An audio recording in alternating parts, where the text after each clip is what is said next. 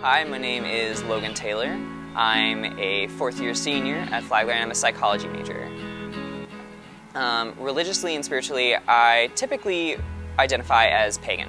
Every once in a while, I'll say I'm Wiccan, and for a couple different reasons, I might not say that to someone, or I may because of either ease or safety. Pagan feels like a little bit of a safer word to use.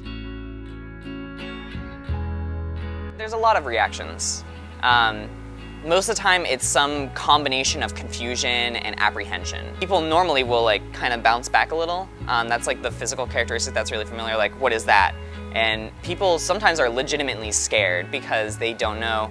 Another reaction that I get a lot is, okay, you loon. Like, people think you're crazy because they think that you think of yourself as some ancient wizard that's come, Because that's how we're portrayed in a lot of media and books and things, that's what people think.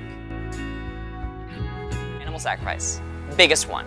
Now in Wicca, there's a misconception that we practice animal sacrifice. We don't. I am an advocate of the protection of religious practice.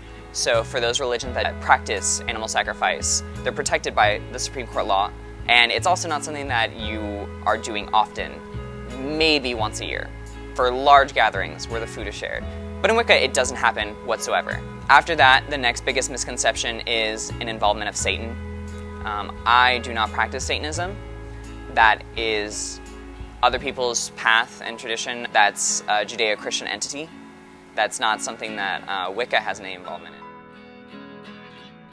I'm not your gay best friend. I'm not Jack from Will and Grace. You're not Karen, and I'm not here to make you giggle and laugh and take you out for shots. When cisgender straight people, they're like, oh, you came out. Everybody knows you're gay now. No, you come out every day. Even now, I'm 22 years old, I'm a vocal advocate, I'm doing an interview about me being a queer, pagan, witchcraft practitioner. There's still a degree of fear when I see what people think being gay is. And it's gay marriage. And they think, well, oh, I accepted my family member and people can get married now, so you're good, right? People think that once you get marriage, that's everything, because they don't know what it's like to live every single day as a queer person. And they don't realize that the issues are not the issues that are highly publicized. So, acceptance is probably the first step. Yeah, that's awesome and that's great. But you need to open past that. Because the major issue isn't, can rich, wealthy, white gay people get married? That does not benefit poor queer people, or gay youth that are kicked out of their homes, gay youth that are abused in their homes.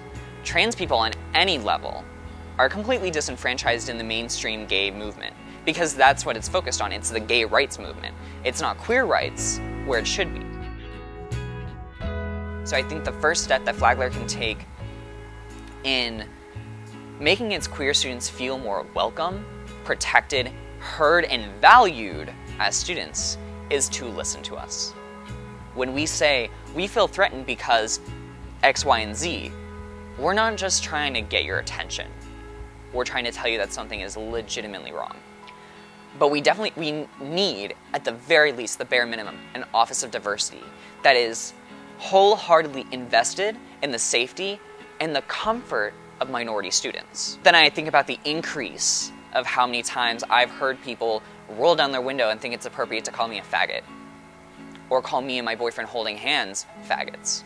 I've experienced more of that on campus or just around campus from Flagler students in the past year than I ever had before. You don't have to agree with me, but you do have to treat me like a person. And I'm going to say that. You have to do that. You have to treat people like human beings. Hopefully there's someone that will watch this and see a gay person, a queer person, a pagan person talking openly. I think it's important to recognize also that I don't speak for every single queer person. I'm also a white man, so I can't speak for people of color. I can't speak for queer people of color or pagans of color who are incredibly marginalized even within the pagan community. I think it's important for minority people also to understand we're not mouthpieces for every single person, and we can't be, and you shouldn't try to be. I can only talk about being a gay, white pagan. But I also want to stress how important it is for people that I can't speak for to speak as well. Every single part of your being crosses over. You're not just one thing. And I think that's something really important to acknowledge. You're never just one thing. To throw a fancy quote out there, Walt Whitman, I think, said it really well. Do I contradict myself? Then so be it. I am large and I contain multitudes. And I think that's true of every single person. And I think that's something that we forget. Even when talking about intersectionality, I think we forget about that. We're many people.